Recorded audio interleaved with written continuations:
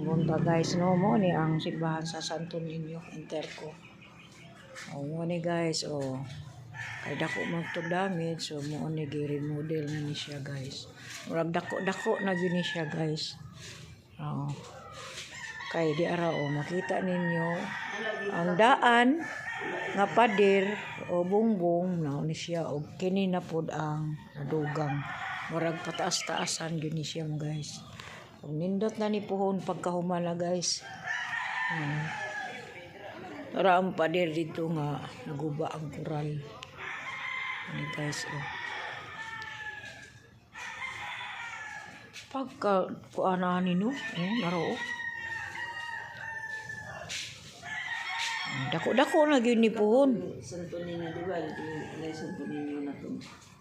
Usama paan ang nahulog man to kung gamay ka mo gali. Asa naman? Nara itong dong. Pero nawala ang wala na kanang kalibutan ka dito. Nawala. Asa man? Nahulog man na pagkalog. Ilog.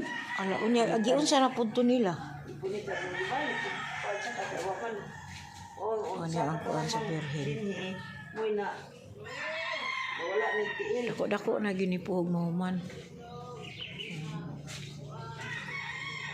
Ay, nindot na ni puhon ba?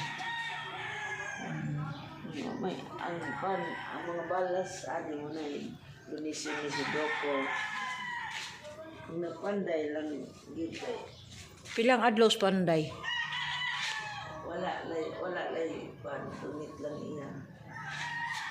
Wasan siya pagkubrahe o kanang produksyon na. Ano siya guys? 500. Wasan kubrahe.